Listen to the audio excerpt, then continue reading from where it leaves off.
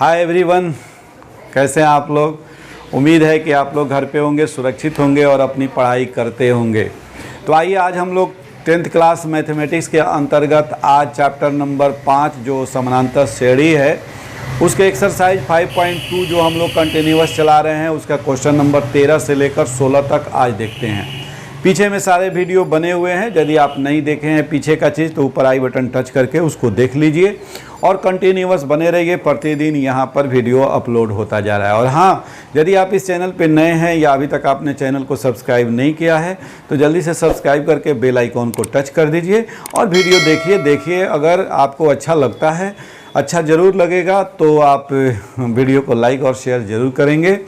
तो आज का क्लास हम शुरू करते हैं एक्सरसाइज 5.2 जो कि एनसीईआरटी का बुक है मैथमेटिक्स क्लास 10th का, उसका एक्सरसाइज 5.2 क्वेश्चन नंबर 13 और 13 से लेकर 16 तक आज के वीडियो में हम लोग करेंगे। सभी क्वेश्चन अपने आप में काफ़ी इंपॉर्टेंट है, इसलिए वीडियो को स्किप नहीं कीजिए, पूरे वीडियो में बने रहिए। हाँ, तो आज का हमारा पहला क्वेश्चन है क्वेश्चन नंबर 13। कह रहा है कि 3 अंकों की कितनी ऐसी संख्याएँ हैं जो 7 से विभाजित है। यानी ये जो प्रॉब्लम है ये भी आपके एपी का ही है, समानांतर श्रेणी का है। समानांतर श्रेणी का यूज़ करके हम लोग ये पता करेंगे कि हमारे पास जो 3 अंक की संख्याएं हैं, जैसे 3 अंक की संख्या 100 से शुरू होती है तो 100 से लेकर 3 अंक की सबसे बड़ी संख्या जैसे 999 है, तो 100 से लेकर 999 तक ये जो 3 अंकों की संख्याएं हैं इसमें कुल कितनी संख्याएं हैं जिसमें 7 से पूरा भाग लग सकता है। तो सबसे पहले हम पता करेंगे कि 7 से विभाजित होने वाली 3 अंक की सबसे छोटी संख्या क्या है और 3 अंक की सबसे बड़ी संख्या क्या है। तो 3 अंक की जो सबसे छोटी संख्या है 100, इस 100 में हम 7 से भाग देंगे। अगर पूरा भाग लग जाता है तो यही हो जाएगा, लेकिन अगर पूरा भाग नहीं लगता है तो उसका अगला संख्या हम लोग निकालेंगे। जैसे हम 100 में 7 से भाग देंगे तो भाग नहीं लगेगा, शेष आ जा रहा है 2, 14 सत्ते 98 होता है। तो उसके एक स्टेप आगे बढ़िए, 15 सत्ते 105 यानी कि 105 हुआ।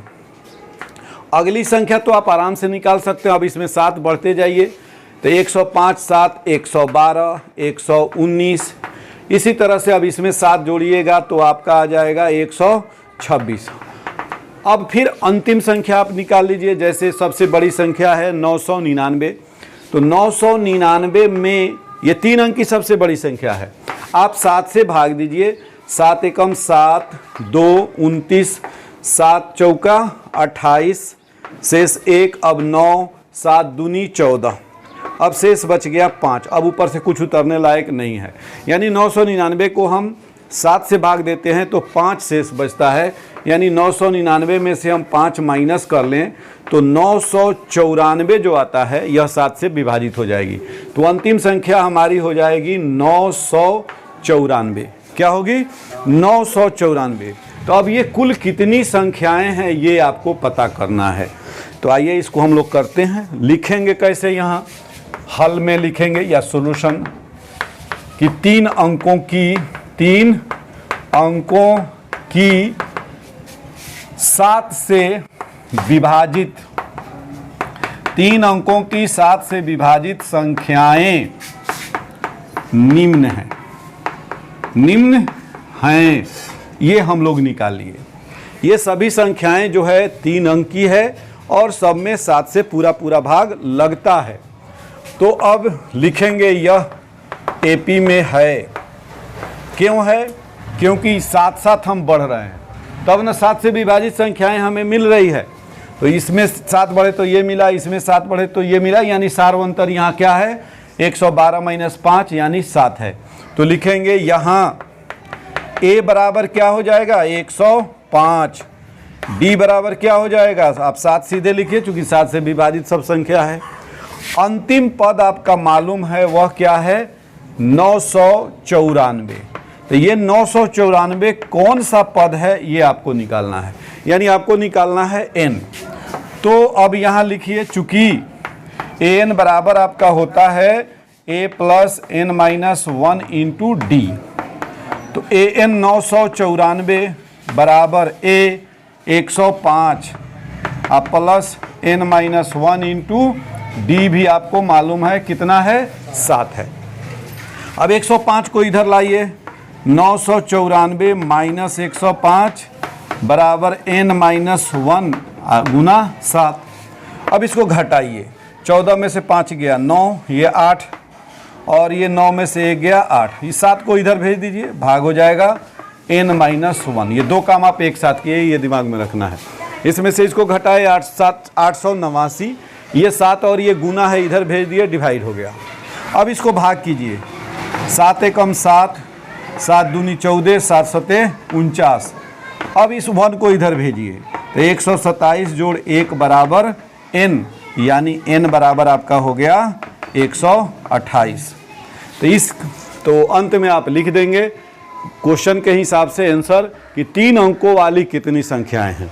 तो ये जो निकला n वह 128वां पद ये है, 128वां पद है। इसका मतलब हुआ कि कुल 128 ऐसी संख्याएं हैं जो 3 अंक की हैं और 7 से विभाजित है। तो लिखेंगे यहाँ, अतः 3 अंकों की 7 से विभाजित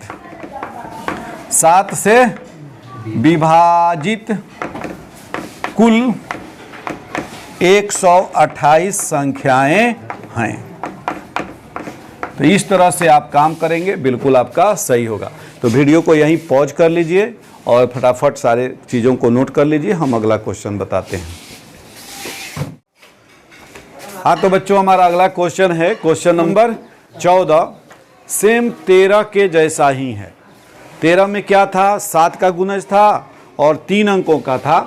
यहाँ 4 का क्या दिया हुआ है, गुणज दिया हुआ है, 4 का गुणज, और 10 से लेकर के 250 के बीच में है। बस अंतर इतना ही है कि वहाँ 7 से विभाजित शब्द लिखा हुआ था और यहाँ 4 का गुणज लिखा हुआ है। गुणज उसी को कहते हैं जो विभाजित हो, 4 से विभाजित हो तो 4 का गुणज, 5 से विभाजित हो तो 5 का गुणज, 10 से विभाजित हो तो 10 का गुणज। वहाँ 3 अंकों की संख्या थी, यहाँ संख्या को एकदम क्लियरफाई कर दिया है कि 10 से लेकर 50 के बीच। तो वहाँ भी तो वही हम लोग कर रहे हैं। वहाँ हम लोग क्या किए थे, 100 से 999 के बीच किए थे। यहाँ हमें 10 से लेकर 250 के बीच करना है। तो आइए सबसे पहले हम पता करते हैं कि क्या 10 में 4 से भाग लगेगा। तो सीधी सी बात है, नहीं लगेगा। 4 का पहाड़ा पढ़िए, 4 दूनी 8, 4 तियाँ 12, यानी 10 के बाद 12 मिलता है। तो 12 से शुरू करेंगे, तो लिखेंगे 10 और 250 के बीच 4 के निम्न गुणज हैं, निम्न गुणज हैं। अब उस गुणज को आप लिखिए। तो पहला गुणज अभी बताए 12, तो अगला गुणज क्या हो जाएगा, 12 में 4 जोड़िए 16, 16 में 4 जोड़िए 20, 20 में 4 जोड़िए 24। अब देखिए कि क्या 250 में 4 से भाग लगता है, तो 250 में 4 से भाग नहीं लगेगा। 4 छक 24, 1 10, 4 दूनी 8, शेष कितना बच गया, 2। तो 250 में से 2 घटा दीजिएगा, तो जो संख्या आएगी उसमें 4 से भाग लग जाएगा। तो ये हो जाएगा 248। तो अंतिम संख्या आपकी होगी 248, यानी 248 में 4 से पूरा पूरा भाग लगेगा। तो अब हमें ये पता करना है कि इसमें कुल कितने टर्म्स हैं, यानी यहाँ भी वही काम करना है, n निकालना है। तो लिखेंगे यहाँ a बराबर 12, d बराबर 4 और n बराबर 248 और n बराबर नहीं मालूम, ये पता करना है। तो हमारे पास जो फार्मूला है उसी पर ये पूरा एक्सरसाइज है, वह है n बराबर a plus n minus 1 into D.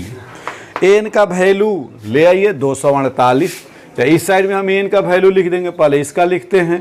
तो 12 प्लस n माइनस 1 और d का वैल्यू 4 और ये है 248। अब इस 12 को इधर भेजिए, 12 को उधर भेजिएगा तो इधर बचेगा n माइनस 1 इंटू 4 और ये 12 आकर के इधर घटेगा। तो ये 248 माइनस 12, ये हो गया आपका 236। अब n माइनस 1 आपका क्या हो जाएगा, 236 बटा 4। ये 4 इधर मल्टीप्लाई है, इधर आएगा तो डिवाइड करेगा। ये 4 से भाग दीजिए, 4 पचे 20 और 4 नवा 36।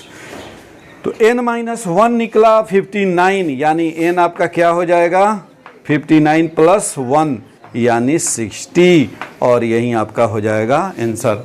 यानी 4 के गुणज जो हैं वह 10 से 250 के बीच में वह 60 हैं।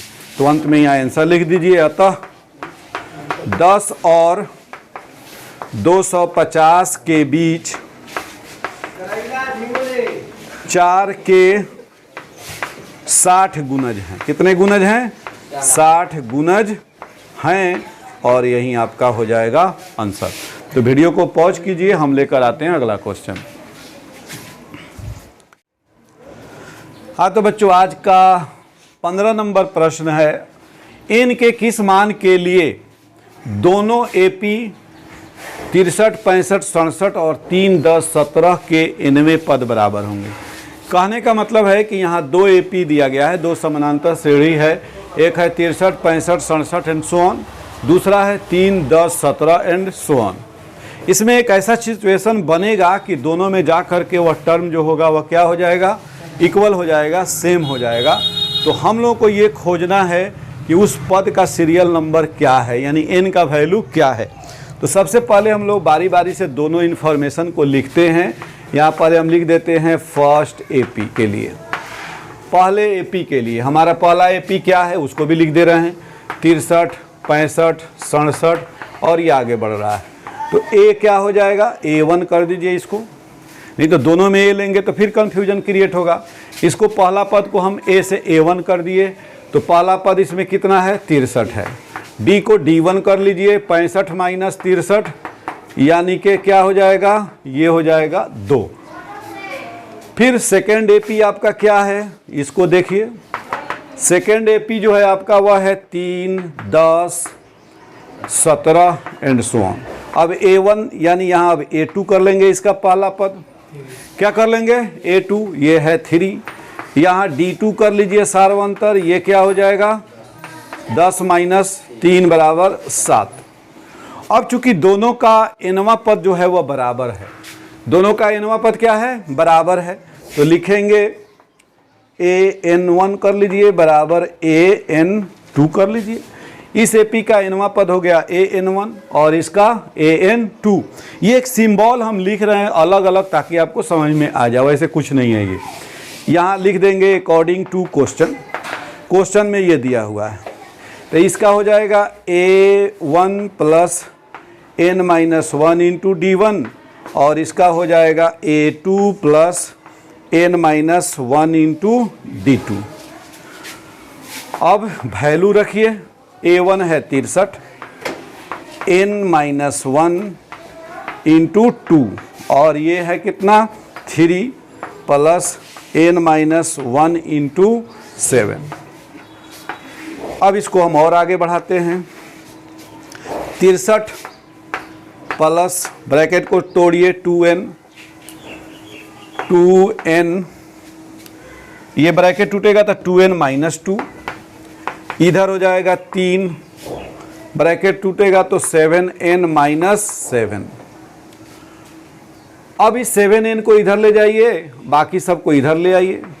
पहले लिखिए 2n प्लस 61 और इधर हो जाएगा 7n माइनस 4। ये कैसे हुआ ये देखिए, यहाँ 2n है तो 2n, ये 63 में से 2 घटा दिए 61, ये 7n है, ये माइनस 7 है प्लस 3 है, तो माइनस 7 प्लस 3 मिलेगा तो क्या हो जाएगा? 1 माइनस 1 प्लस है तो घटाएंगे, तो 7 में से 3 घटेगा तो 4, और चूंकि 7 बड़ा है और वह माइनस है इसलिए क्या हो जाएगा? ये -4 हो जाएगा। 7n को इधर लाइए तो 2n माइनस 7n, अब -4 उधर पहले से है तो ये जाएगा उधर, तो क्या हो जाएगा? ये भी माइनस हो जाएगा।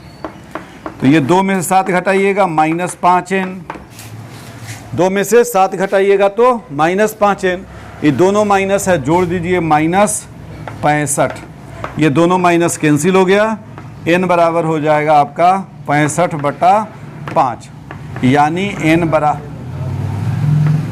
n बराबर हो जाएगा आपका 13। यानी दोनों AP का 13वां पद जो है वह जा कर के सेम आ जाएगा।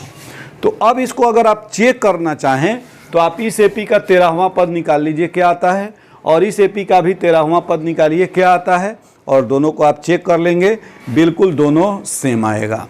तो वीडियो को पॉज करके इसको फटाफट नोट कर लीजिए, हम अगला क्वेश्चन बताते हैं। हाँ तो बच्चों, आज का अंतिम सवाल है, ये एक्सरसाइज का अंतिम सवाल नहीं है, ये आज का अंतिम सवाल है। क्वेश्चन नंबर 16 देखिए क्या कहता है कि वह एपी ज्ञात कीजिए जिसका तीसरा पद 16 है और सातवां पद जो है वह पांचवें पद से 12 अधिक है।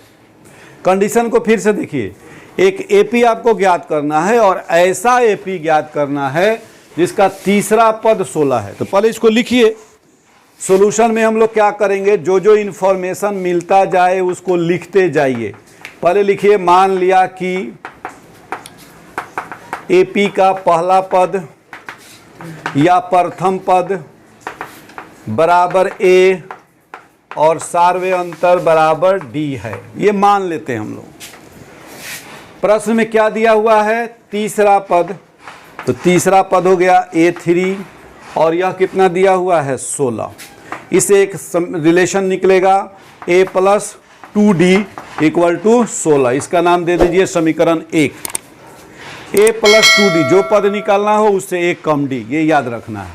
अब कह रहा है कि सातवां पद, तो A7 ये किसके बराबर है, पांचवा पद से 12 अधिक है, तो पांचवा पद में 12 जोड़ दो, इससे भी एक रिलेशन बनेगा।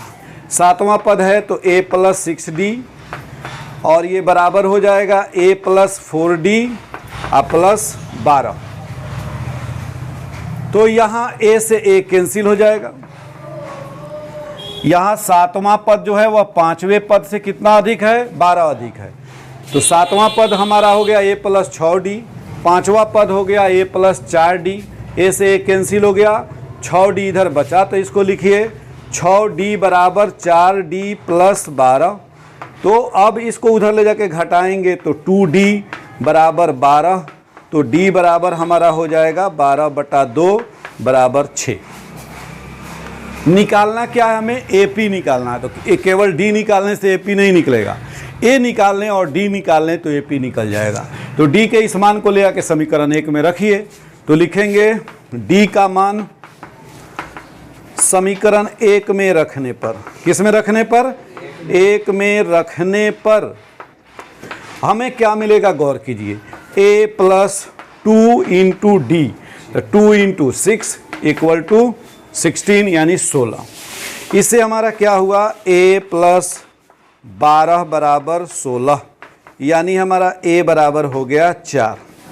तो A निकल गया 4, D निकल गया 6, अब AP तो कोई निकाल लेगा, तो अंत में यहाँ लिख लीजिए, अतः AP निम्न होगा, चाहे निम्न है। क्या होगा AP, पहला पद यानी कि A कितना है 4। अब उसमें हम D को क्या करेंगे, जोड़ देंगे, तो 4 में 6 जोड़ेंगे तो 10, 10 में 6 जोड़ेंगे तो 16, 16 में 6 जोड़ेंगे तो 22 और 22 में 6, इसी तरह से ये बढ़ता चला जाएगा। तो इस तरह से हमारा AP निकल जाएगा।